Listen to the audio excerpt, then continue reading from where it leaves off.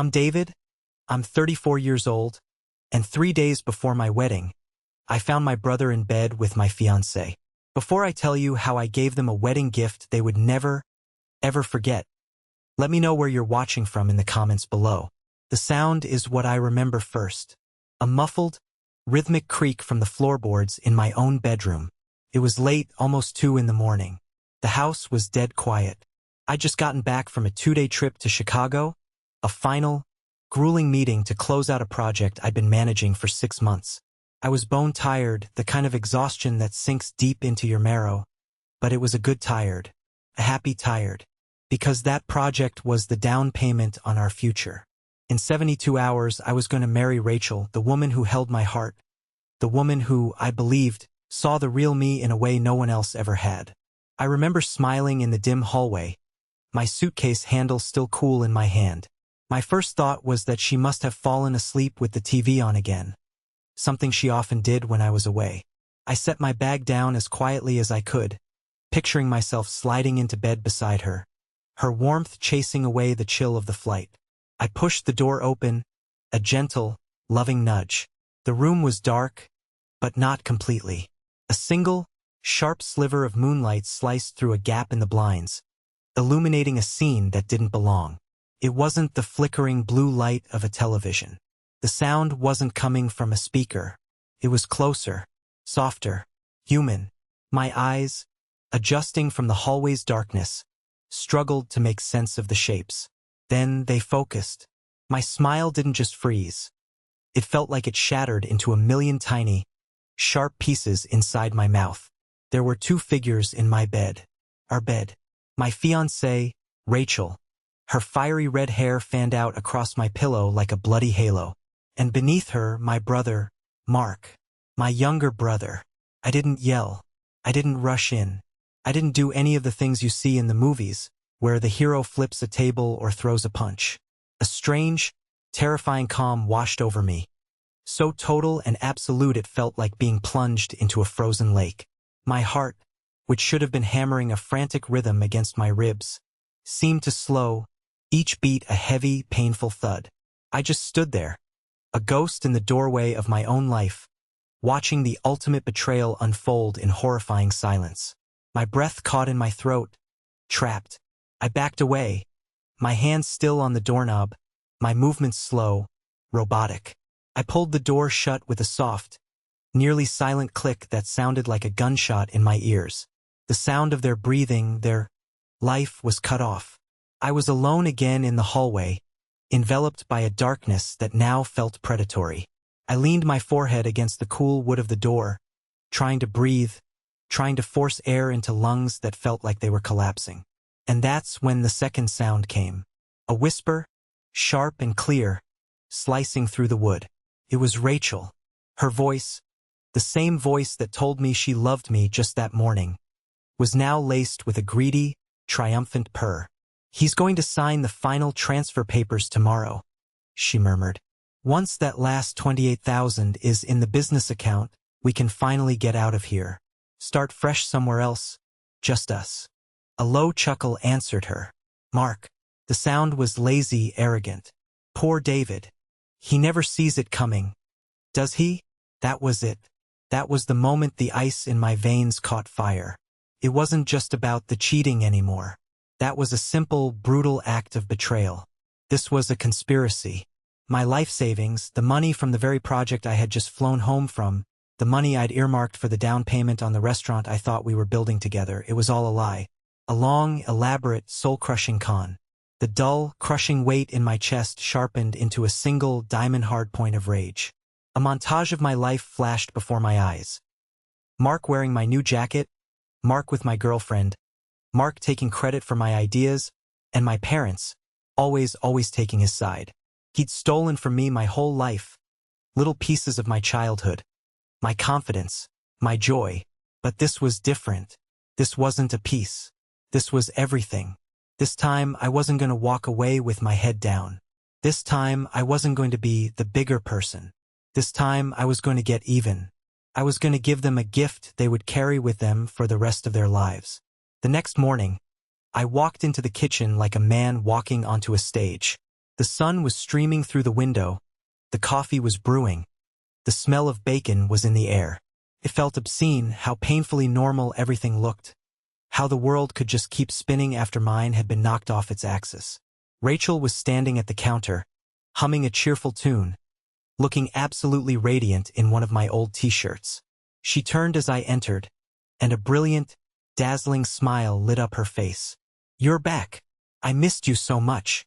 She rushed over and wrapped her arms around my neck, pressing her lips to mine. It was a long, passionate kiss, and it felt like swallowing poison. I forced myself to kiss her back, to wrap my arms around her waist, my hands flat against the fabric of the shirt, feeling nothing but the cold, hard resolve that had crystallized in my gut overnight. "Missed you too," I said, and was privately amazed at how steady my voice sounded.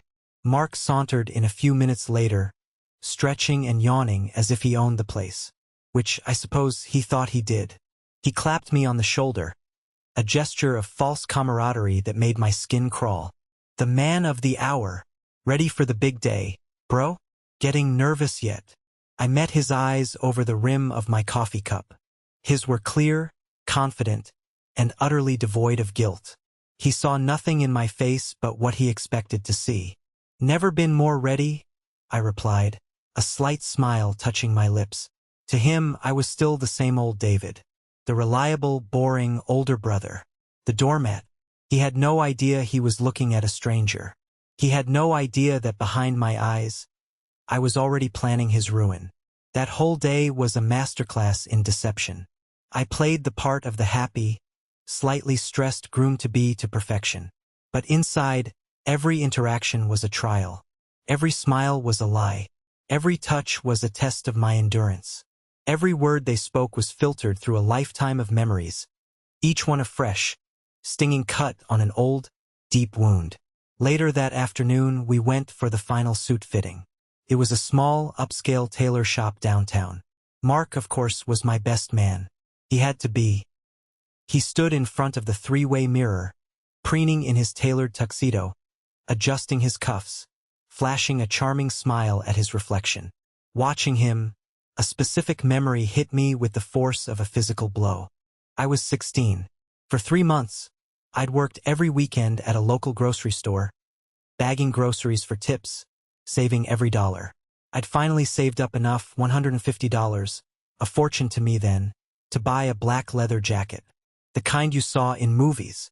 I was so proud of it, I think I slept with it on a chair next to my bed. The first day I wore it to school, I felt like a different person, confident, cool. That Friday night, Mark had a party to go to. He asked to borrow the jacket. I hesitated. "I don't know, Mark. It's new." "Come on, Dave. Don't be like that," he'd wheedled, flashing that smile that always worked on my parents. "I'll be careful. Promise." Like a fool, I gave in. He brought it back the next day with a huge, jagged tear down the sleeve and a smear of what looked like mud on the back. He wasn't even sorry. He just laughed it off. "It's just a jacket, Dave. Relax." We got into a little scuffle. No big deal. When I, devastated, showed my parents, my mother had sighed, that familiar sound of weary disappointment that was always aimed at me. "Oh, David," she'd said, not even looking at the jacket. "You know how Mark is. He's just more spirited. You need to be more understanding. It's just a thing." It was never just a thing. It was my work, my pride, and he had destroyed it without a second thought. Now, watching him standing there in that tux, a suit that symbolized the life he was about to steal from me, I saw the exact same smug entitlement. He wasn't just wearing a suit. He was trying on my future, ready to tear it, discard it, and laugh about it later. The day dragged on, a series of painful, surreal moments that felt like scenes from a play, where I was the only one who knew the script. My parents came over for dinner that night, bringing a casserole and a bottle of cheap champagne. They fussed over Mark, asking about his job, his latest fling, his workout routine. They barely glanced my way. At one point, my mother patted my arm, her touch light and dismissive. "I'm so glad Mark is here to help you through all this wedding stress, David. He's always been so good at handling things." The words hung in the air, thick and suffocating. I was transported back to my junior year of college. I was studying abroad in Spain, a life-changing experience. I had a girlfriend back home, Sarah. I thought she was the one. We wrote long emails, we had expensive, crackly phone calls that I cherished. I was counting the days until I could come home to her. 2 weeks before my return, she sent me a short, brutal email. She'd fallen in love with someone else.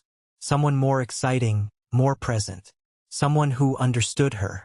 When I got home, heartbroken and jet-lagged, I found out that someone was Mark.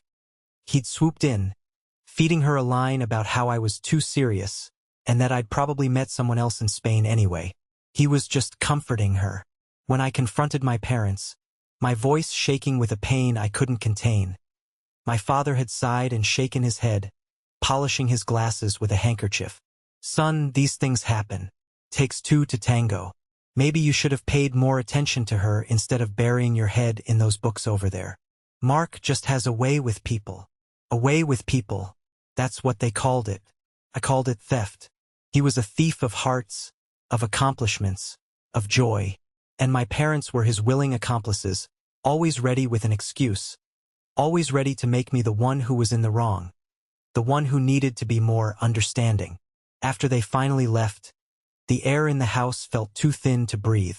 I told Rachel I needed some air, that the stress was getting to me. I drove, my knuckles white on the steering wheel, to the one place I knew I wouldn't have to pretend. My best friend Jason's apartment. Jason had been my friend since kindergarten. He was the only person on earth who saw Mark for who he really was, who wasn't blinded by his superficial charm. I'd barely gotten through the door before the dam broke. The composure I had maintained for nearly 24 hours crumbled into dust. I told him everything. The scene in the bedroom, the whispers about the money, the years of accumulated pain that now felt like a physical weight in my chest. All of it came pouring out in a torrent of grief and rage.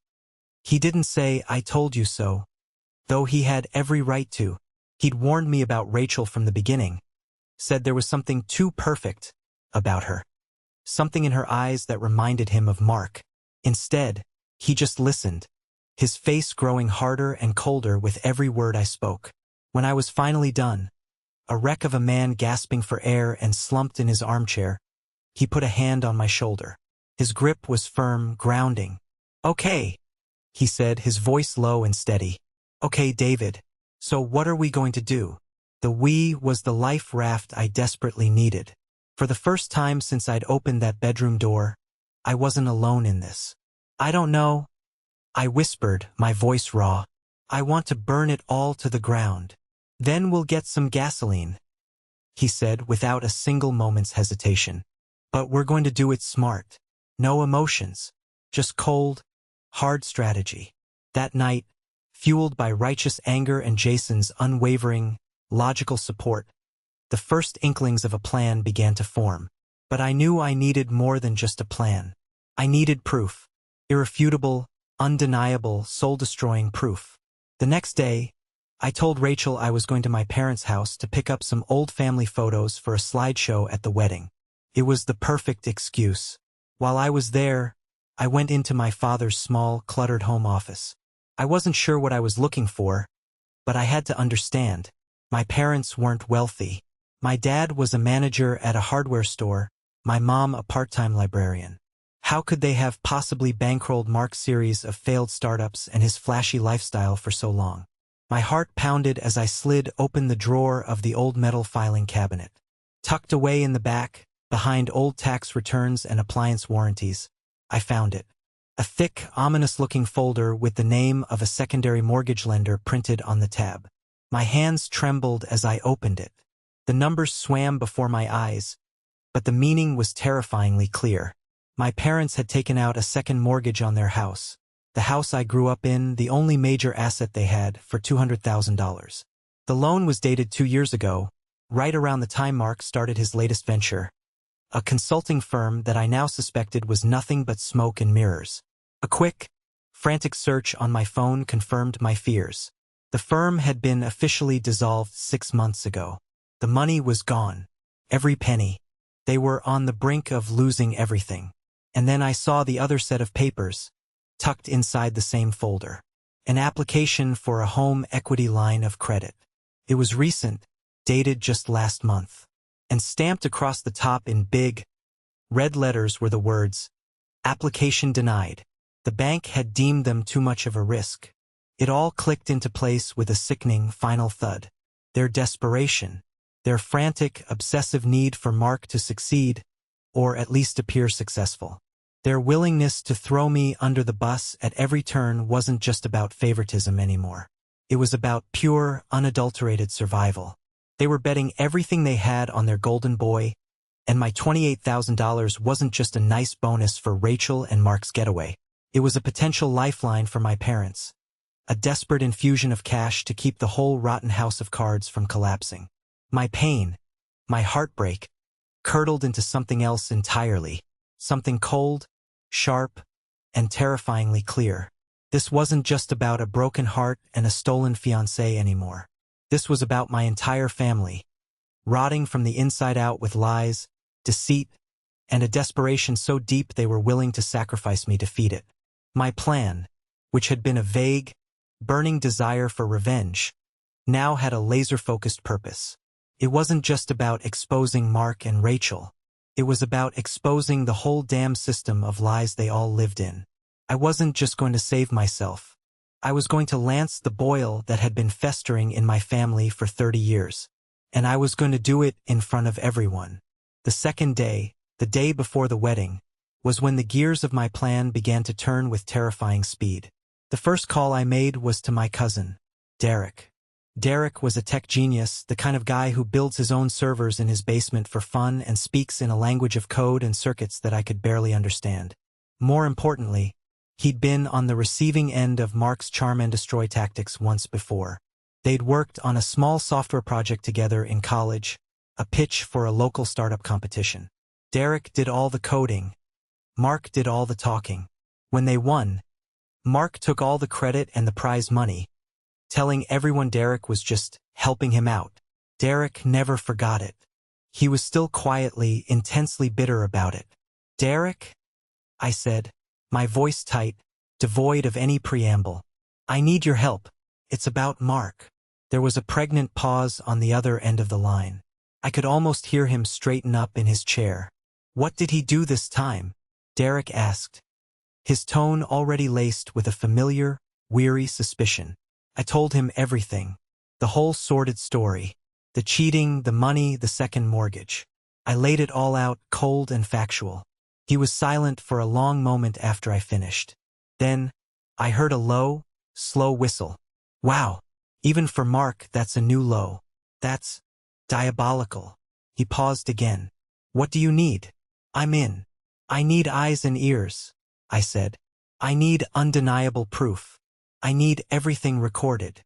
"Say no more," Derek replied, and for the first time, I heard a hint of grim excitement in his voice. "High-definition, wide-angle lenses, and broadcast-quality audio.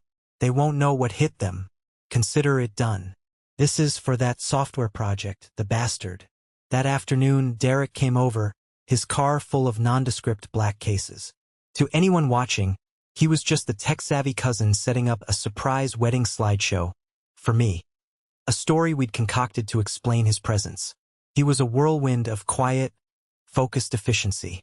He installed tiny, high-definition cameras the size of a screw head in the living room, the kitchen, and, most importantly, in the ceiling of the hallway right outside my bedroom door. The audio feeds were crystal clear, capable of picking up a whisper from across the room. He linked everything to a secure, encrypted server, accessible only from my phone and his laptop. "They won't see a thing," he assured me, a grim smile playing on his lips as he packed up his tools. "The stage is set. Let the games begin." With the surveillance in place, it was time for Phase 2, the performance of a lifetime. That evening, I asked Mark and Rachel to sit down with me in the living room. The cameras were rolling.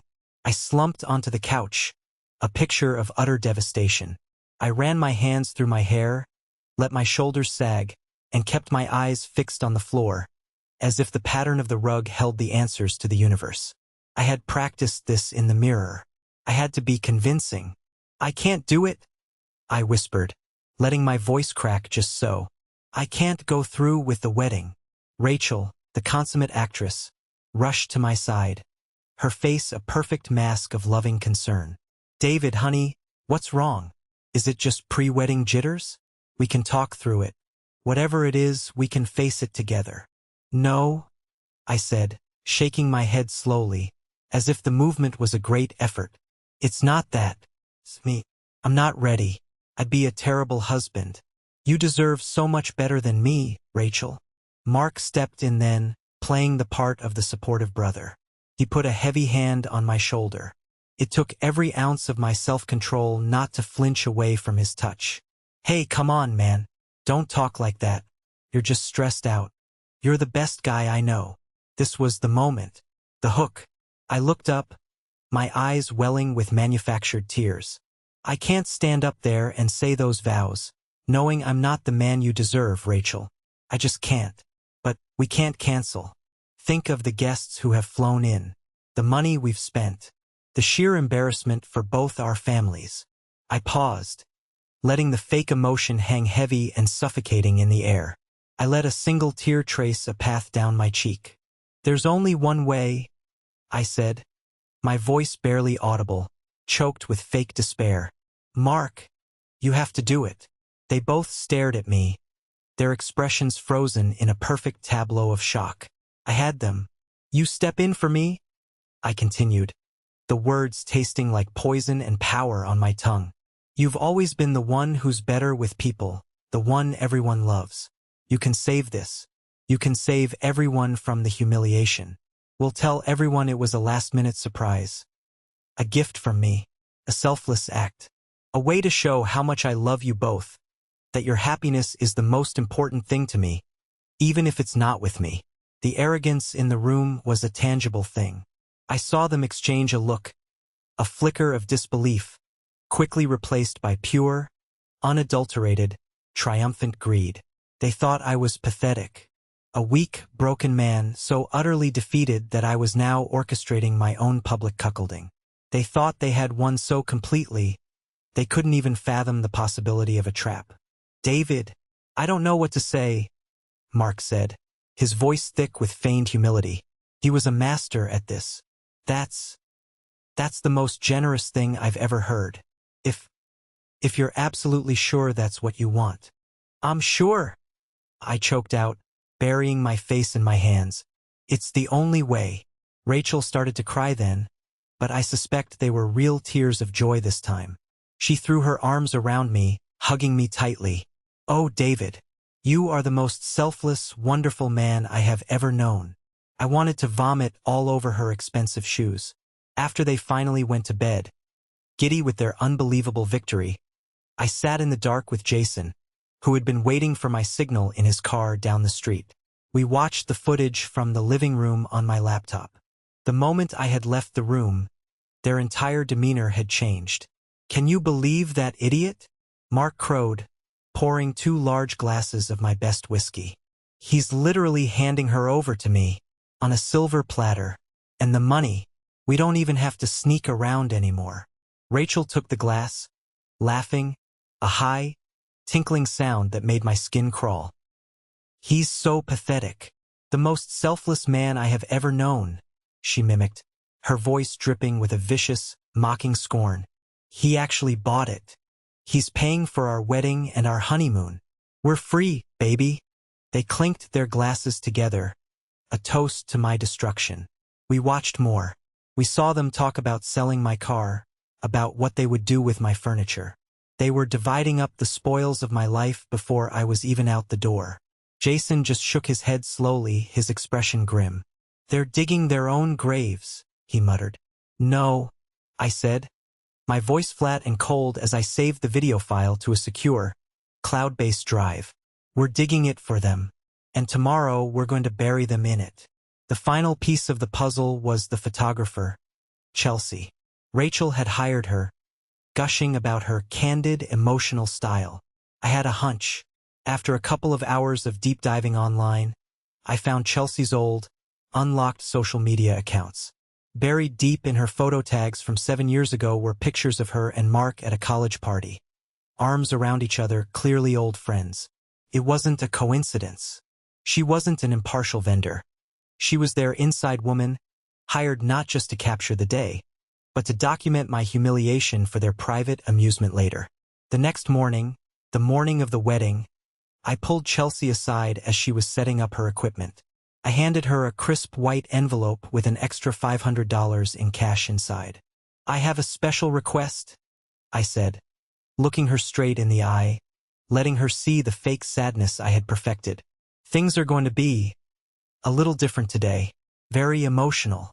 I'm making a grand gesture for my brother and for Rachel. I want you to capture everything, especially the reactions during the reception speeches. Don't miss a single face. It's incredibly important to me." She glanced at the cash, then back at me, a smug, conspiratorial little smile playing on her lips. She thought she was in on the joke that was on me. "You can count on me, David," she said, her voice oozing fake sympathy. "I'll get every tear." "I know I can," I replied, my own smile feeling like a death mask. The trap was set. All the pieces were in place. All the players had taken their marks. All I had to do was wait for the curtain to rise. The night before the wedding, or what everyone else in the world thought was my wedding, was the longest, quietest, and most brutal night of my life. The house was finally still. Mark and Rachel, unable to contain their glee, had gone out to a fancy restaurant to celebrate their newfound freedom, using the credit card I still paid for. I was left alone with the ghosts of what might have been, the silence of the house pressing in on me. I found myself in the living room, the same room where I had delivered my award-winning performance just hours before. I sank onto the couch and, against my better judgment, opened the photo gallery on my phone. I scrolled back through the months, the years. There we were, me and Rachel. A trip to the Grand Canyon, her smile as wide and breathtaking as the canyon itself, her eyes squinting in the sun. A goofy selfie from our first Christmas together, a piece of tinsel stuck in her fiery hair, her head resting on my shoulder. A picture she took of me, asleep on this very couch, with our dog, Buster, curled up on my chest. For a moment, just a moment, the cold, hard shell of my anger and resolve cracked. A wave of pure, unadulterated grief, the grief I'd been suppressing with planning and logistics, rushed in and threatened to drown me. Was this person in the photos a lie? Was any of it real? The way she'd laugh at my stupid jokes? The late-night talks where we'd planned our whole future? The way she'd hold my hand when she thought I was stressed? Her thumb rubbing gentle circles on my skin? Had it all been an act? A long con from the very beginning? My thumb hovered over her contact info. I could still call it off. I could call her right now, scream at her, expose everything in a raw, ugly, private confrontation. No public spectacle, no grand, cinematic revenge. Just the raw, ugly truth between the three of us. Maybe that was the adult thing to do. Maybe this whole elaborate, cold-blooded plan was just cruel, vengeful. The thought chilled me to the bone. In my quest for justice, was I becoming just like them? Manipulative? Calculating? I was building this intricate trap, preparing to publicly humiliate two people in front of everyone they knew and loved. What kind of person did that make me? I actually drafted a text. "I know everything. You mark the money. It's over." My thumb trembled over the send button. I could end it right now. The front door opened, and Jason walked in, holding a 6-pack of beer and 2 paper bags of takeout. He didn't say anything about my text to him an hour ago. A simple, desperate, "I don't know if I can do this." He just took one look at my face, at the phone in my hand, and understood everything. He set the food on the coffee table, sat down in the armchair opposite me, and opened 2 bottles of beer. He pushed one across the table toward me. "You're thinking about backing out," he said. It wasn't a question. I couldn't meet his eyes. I just stared at the glowing picture on my phone. "Look at her, Jay," I whispered, my voice thick. She looked so happy there. We were happy. Maybe I was the problem. Maybe I was so boring, so predictable, so safe, that I drove her to him. He's exciting. I'm just stable. Jason was silent for a long moment, letting me wallow. I expected a pep talk, a fiery reminder of what they did to me. Instead, he said something quiet and thoughtful that cut right through my spiraling self-pity. That's what they want you to think, Dave, he said, his voice gentle but firm. That's their greatest weapon. That's what they've been making you think your whole life. Your parents, Mark, and now her. Every single time they hurt you, they somehow manage to twist it, to make it your fault. You weren't attentive enough. You were too serious. You didn't try hard enough. You were too boring. It's the oldest, most insidious trick in the manipulator's handbook. Make the victim blame themselves. He leaned forward, his eyes intense and serious. This isn't about them anymore. Forget them for a second. This is about you. This is about the 16-year-old kid who worked his ass off and just wanted to wear his new jacket with pride. This is about the college student who had his heart ripped out from thousands of miles away. This is about a man who has been told his feelings, his work, his very presence, don't matter his entire damn life. He pointed a finger at my chest, not aggressively, but for emphasis. You're not doing this because you hate them. Hate is easy. You're doing this because, for the first time in your life, you're choosing to respect yourself.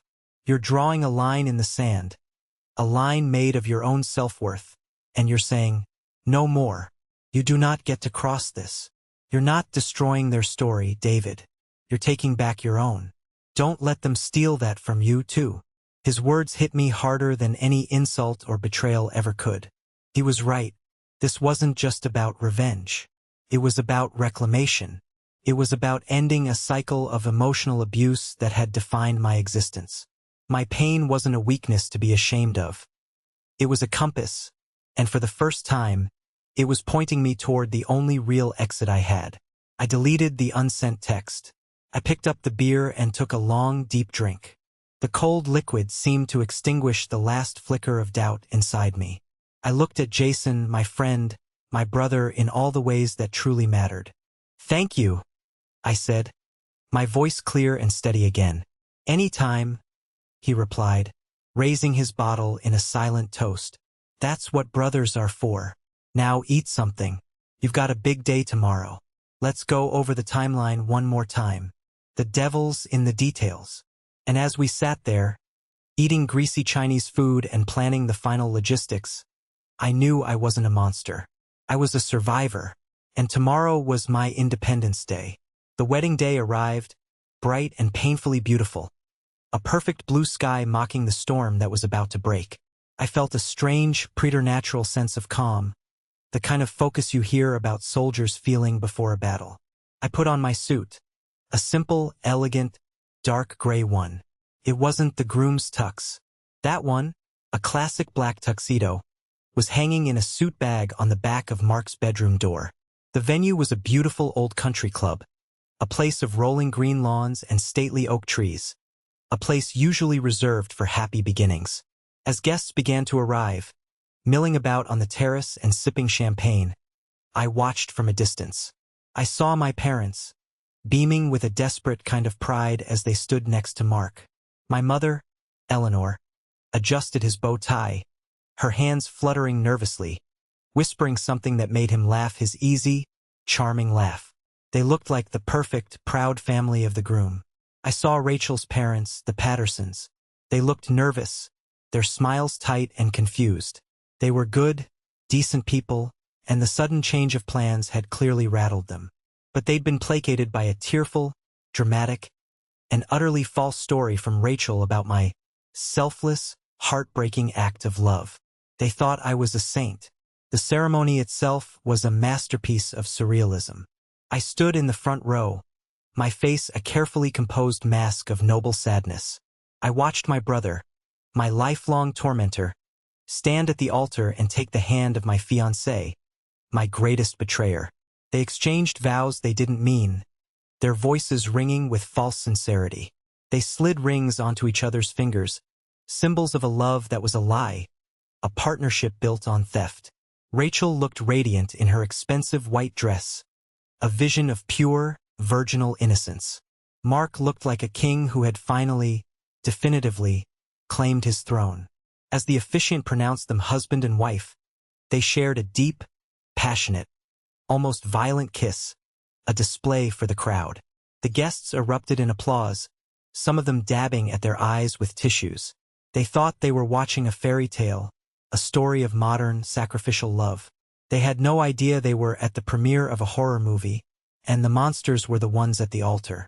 During the cocktail hour, people kept coming up to me, patting me on the back, their faces full of pity and admiration. "What you did, David, that was the most honorable thing I've ever seen," one of my uncles said, his breath smelling of whiskey. "Takes a big man to do that." My CEO, Mr. Harrison, was there. I'd recently closed a huge, difficult deal for the company, and he'd insisted on coming as a sign of his appreciation. He was a sharp, no-nonsense man who valued character above all else. He shook my hand firmly, his grip like iron. "Son," he said, his eyes looking straight into mine, "you have a character that's rare to find in this world. I'm impressed." His presence made the stakes infinitely higher. This wasn't just about family drama anymore. Finally, it was time for the reception. The ballroom was stunning, a fantasy of white flowers, flickering candles, and glittering chandeliers. Mark and Rachel made their grand entrance, looking smug, triumphant, and utterly untouchable. They shared their first dance, clinging to each other, whispering in each other's ears, laughing. I watched them from the head table, a glass of water in my hand, my face a neutral mask. Then came the speeches. Rachel's father, Mr. Patterson, gave a stilted, awkward toast, his confusion evident in his rambling words. Then it was Mark's turn. He took the microphone, a champagne flute in his hand, oozing charisma. "To my brother, David," he began, his voice smooth as silk washing over the room. "A man of incredible, almost unbelievable generosity. When he realized that my love for Rachel and her love for me was something so powerful, so undeniable, he did the hardest thing a man can do. He stepped aside. He gave us his blessing. He gave us this day. So I ask you all to raise a glass, not just to my beautiful bride, but to my brother, David, the best man in every single sense of the word." The room burst into thunderous applause. My parents were weeping openly with joy and pride.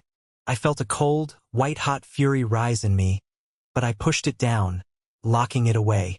Patience. The payoff is coming.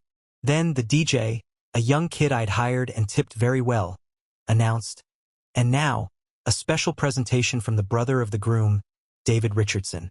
I walked to the stage and took the microphone. The room fell silent, an expectant hush falling over the 200 guests. All eyes were on me. I could feel Mark and Rachel watching me from the head table, their smiles dripping with condescension and pity. They thought I was going to give a tearful, pathetic speech about my broken heart. "Thank you, everyone, for being here," I began, my voice perfectly steady, ringing through the silent room. "Mark is right. Love is a powerful thing, and so is the truth. Before we raise a glass, I have a little video I'd like to share. A story, really, about how we all got here today." I gave a slight, almost imperceptible nod to Derek, who was stationed discreetly at the tech booth in the back. The lights in the ballroom dimmed, and the large projector screen behind me, which had been displaying a romantic, looping photo montage of the happy couple, flickered to life. It started innocently enough. A few sweet photos of me and Rachel, smiling on a beach. Then, a photo of the three of us. Me, Rachel, and Mark, all laughing together at a family barbecue. The music was soft, sentimental, lulling them into a false sense of security. And then the screen cut to black. The next image was grainy, shot from the hidden camera in my living room. The audio kicked in, shockingly clear. It was Mark's voice, crowing with triumph. "Can you believe that idiot? He's literally handing her over to me. And the money." A collective gasp, sharp and sudden, rippled through the room. I saw Mark and Rachel freeze at the head table, their smiles wiped clean from their faces as if by a physical blow. Their faces went from smug to stunned in a single beautiful second. The video continued mercilessly. It showed Rachel laughing, that high, tinkling sound that now sounded like shattering glass. "He's so pathetic," she sneered. "The most selfless man I have ever known. He actually bought it. We're free, baby." The scene cut again. Now it was them in my kitchen, the morning after I discovered them, whispering conspiratorially while they thought I was in the shower. "He's going to sign the final transfer papers tomorrow," Rachel's voice said, echoing through the silent, cavernous ballroom. "Once that last 28,000 is in the business account, we can finally get out of here." I could hear someone sob loudly. It was Rachel's mother, her hand flying to her mouth. Her father, Mr. Patterson, looked like he was going to be physically sick. But I wasn't done. Oh no, this was the main event. The screen cut to a new scene. It was Mark, on the phone, pacing in my living room, thinking he was alone. Yeah, the old man co-signed. No, of course they don't know the business went under 6 months ago. As long as I can keep them thinking I'm about to land a big deal, they'll keep covering the interest payments. David's little nest egg will buy me at least another few months of breathing room. I risked a glance at my parents. My father's face was ashen, his mouth hanging open in utter disbelief. He looked at my mother, who looked utterly, completely devastated, her hand covering her mouth as she stared at her golden boy, her perfect son, exposed as a cheap, parasitic con artist who had been bleeding them dry for years. The final scene. It was the clip from the hallway, the audio of their whispers about the money, from the night I came home. The final, damning proof of their premeditated crime. The video ended. The screen went black. The lights in the ballroom slowly, dramatically, came up, revealing the full extent of the carnage. The silence was absolute. It was a heavy, suffocating, judgmental thing, broken only by the sound of Mrs. Patterson's heartbroken weeping. 200 guests were staring, their faces a universal mural of shock, disgust, and a horrified pity. Mark was ghost white, his confident smirk gone, replaced by the slack-jawed look of sheer, animal panic. Rachel was staring down at her plate of untouched salmon, her face hidden by a curtain of her hair, her shoulders shaking with silent, desperate sobs. I looked directly at them, my voice ringing out in the dead quiet, each word a perfectly polished stone of contempt. "So, please," I said, raising my own glass of water high, "join me in a toast. To the happy couple. May you have the life and the marriage that you truly deserve." I took a long, slow drink, and then I set the glass down with a soft, final click, turned my back on them, and walked off the stage. The moment I stepped off the stage, the dam of stunned silence broke. It wasn't a loud explosion at first. It was more like the groaning of a collapsing building. A wave of horrified murmurs, the scraping of chairs against the polished floor, the clinking of abandoned silverware. People started getting up to leave, their faces averted, not wanting to make eye contact with Mark, with Rachel, or with me. They were fleeing the scene of a horrific social accident, desperate not to get caught in the emotional shrapnel. Rachel's father, Mr. Patterson, a man I'd always known as quiet, gentle, and reserved, was the first to react with force. He strode to the head table, his face a mottled, terrifying shade of purple. He didn't yell. He spoke in a low, trembling voice that was somehow more terrifying than any shout could ever be. "You," he said, pointing a shaking finger directly at Rachel's face. She flinched as if he had struck her. "You are no longer my daughter. You have disgraced our name. Do not come home. Do not call us. We are done." He then turned his furious gaze on Mark. "And you, if you ever come near my family again, I will personally see to it that you regret the day you were born." Without another word, he turned, took his weeping wife by the arm, and guided her with grim determination out of the ballroom, leaving their daughter sitting alone in her $5,000 wedding dress amidst the ruins of her life. The chaos swirled around me, but I felt strangely detached, as if I were watching it all from behind a thick pane of glass. I saw Chelsea, the photographer, frantically and clumsily packing her gear, her face pale with the sick realization that she hadn't just been a witness. She'd been an unwitting accomplice to my public execution, not Mark's private prank.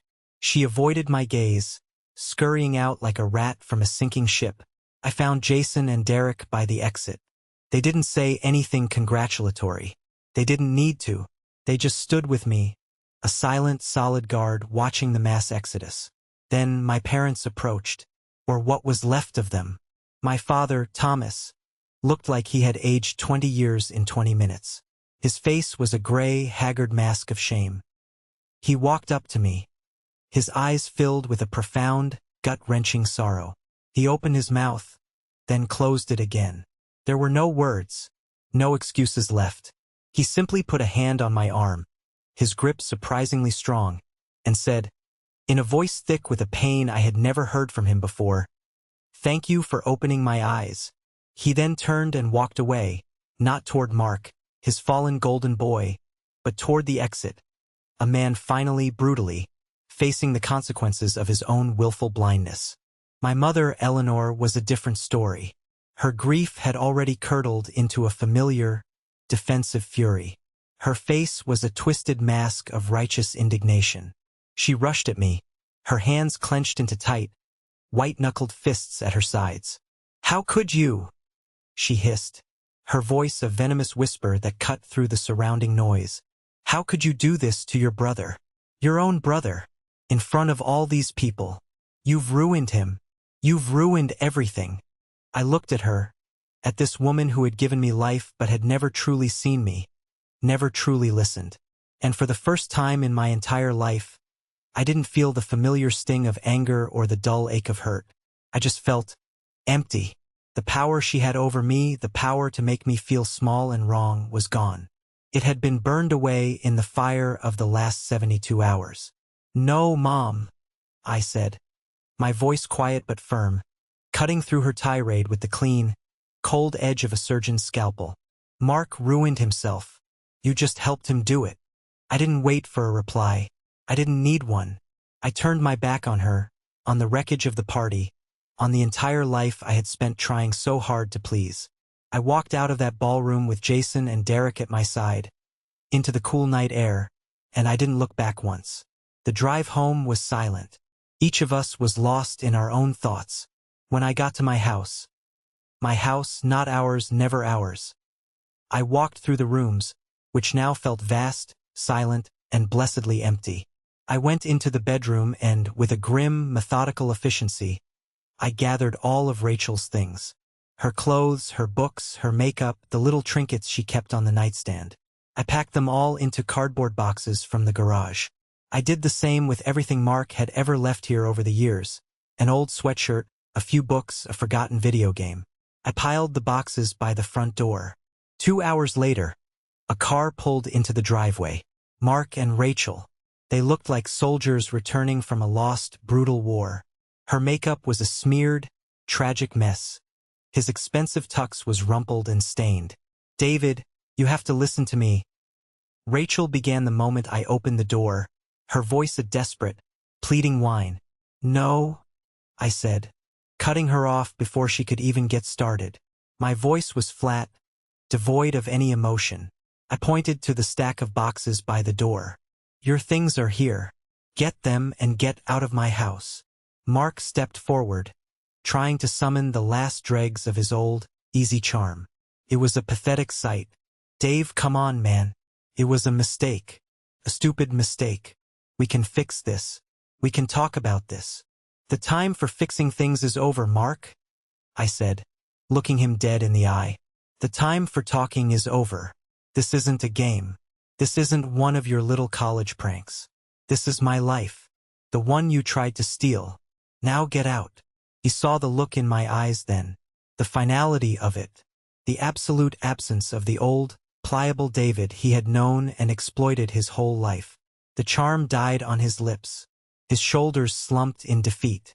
For the first time in his life, he had no move left to make. He was checkmated. They took the boxes, struggling under their weight, and loaded them into their car without another word. I watched them go, then I closed the door, locked it, and leaned my back against it, the silence of the house wrapping around me like a blanket. It wasn't a happy silence. It was the silence of a battlefield after the fighting is over. But it was a peaceful silence. It was the sound of the end. And the beginning. The year that followed was one of demolition and reconstruction, both in my life and in the lives of those around me. The video, as expected, went viral in our relatively small community. It became the stuff of local legend. Everyone knew the story of the wedding gift. Mark and Rachel became social pariahs overnight. He lost his job within a week. It turned out his consulting firm was just him, and his one and only client was a close personal friend of Mr. Harrison, who promptly and publicly pulled his business after the wedding. Rachel's dream of opening a chic downtown restaurant was dead on arrival. No bank or investor would touch her with a 10-foot pole. I heard through the grapevine that they were trapped, not by a legal marriage document, which I'm sure they had annulled, but by the inescapable prison of their own reputation.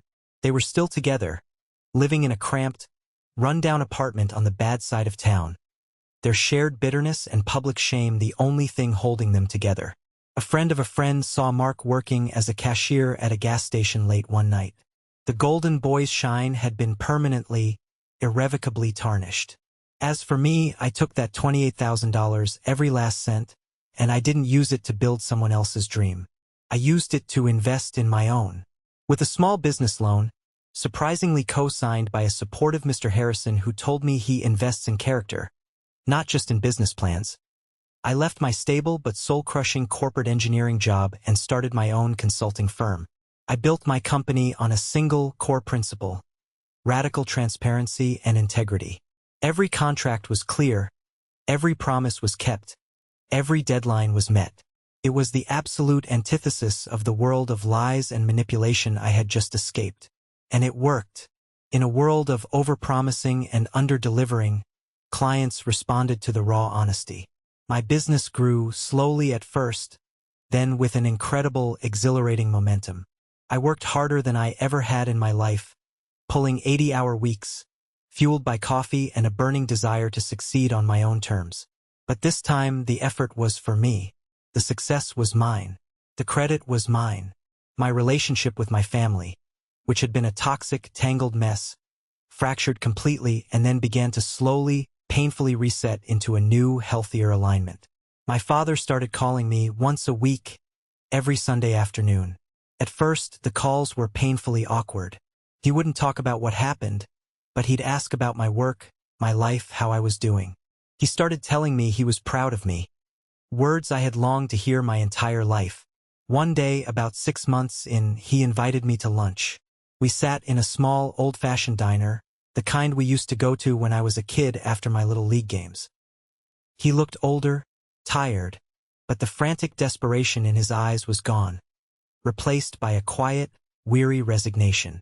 "We sold the house," he said quietly, stirring his coffee, not looking at me. "Paid off the second mortgage and all of Mark's outstanding debts. We're in a small 2-bedroom apartment now, over by the highway. It's humbling." "I'm sorry, Dad," I said, and to my surprise, I meant it. I felt a pang of sadness for the loss of my childhood home. He shook his head, finally meeting my eyes. "Don't be. It was a prison of our own making. Your mother, she's still struggling with it all.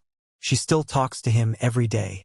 She can't let go of the idea of the son she thought she had. She blames you, for airing the dirty laundry." He took a sip of coffee. "I, on the other hand, am just getting to know the son I actually have. And I like him a hell of a lot." It wasn't a perfect apology. It wasn't a grand, tearful reconciliation. But it was real. It was honest. It was a start. Our relationship began to rebuild from the ground up, one honest, awkward conversation at a time. My mother and I remained distant. She would send polite, stilted texts on birthdays and holidays. "Hope you have a good day." I would reply, "You too." She couldn't bring herself to admit the truth, to acknowledge the lifetime of damage her favoritism had caused. And I couldn't bring myself to pretend it didn't exist. It was a sad, quiet, unbridgeable space between us, a testament to the fact that some wounds don't fully heal. they just scar over. And maybe that was okay. Maybe true healing was about accepting the scars, not trying to magically erase them. I poured myself into my work and into my friendships. Jason and Derek were my rocks. We formed our own little family, a chosen family, built on unwavering trust and mutual respect. I started dating again cautiously at first. I went on a date with a woman named Sarah, a strange coincidence of name, and found myself listening more than I talked. I was learning to trust my instincts, to recognize the difference between genuine affection and calculated flattery, between a real connection and a well-played game. I was learning to be a better judge of character, starting with my own. One evening, about a year after the wedding that wasn't, I was working late in my new office, a bright, airy space with a big window overlooking the glittering lights of the city. I was looking over a new, major contract, a deal that would ensure my company's success for years to come, and I felt a sense of peace so profound, so complete, it almost brought me to tears.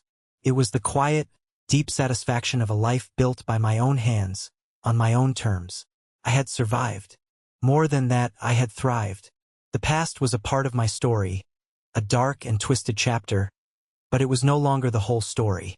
It was just the prologue. The best chapters were still being written by me and for me.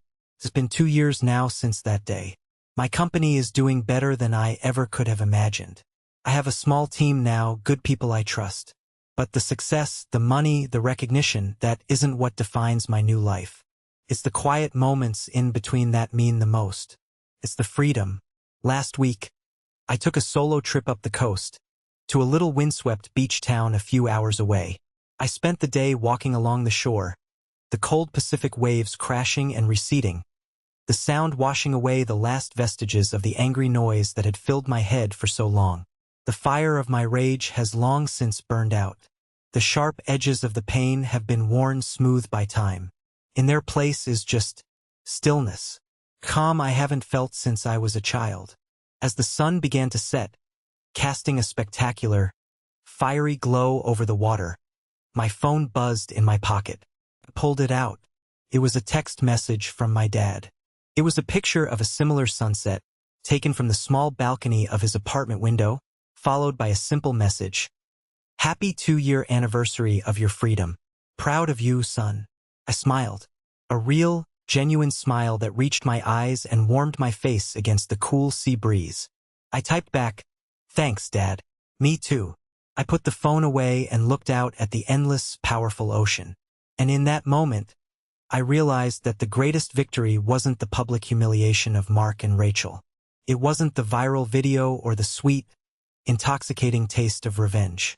Those things were just the loud, messy, necessary demolition phase. They were the controlled explosion required to bring down a rotten structure so that something new could be built in its place. The real victory was this quiet moment, this profound, unshakable peace. The knowledge that my worth wasn't something to be granted or validated by my parents, my partner, or anyone else. It was something that existed inside me all along, solid and unshakable, buried under years of doubt and disrespect. The revenge wasn't sweet. It was just necessary. It was the cauterizing of a deep, infected wound to stop the bleeding. The sweetness, the real sweetness, comes from the healing that happens afterward. It's the quiet satisfaction of knowing that you finally stopped fighting to prove your worth to anyone, including yourself. You just are. And that is more than enough. Thank you for listening to my story. I hope it resonated with you in some way. Have you ever been in a situation where you had to fight to reclaim your own narrative? Share your story in the comments below, and don't forget to like and subscribe so you don't miss what's next.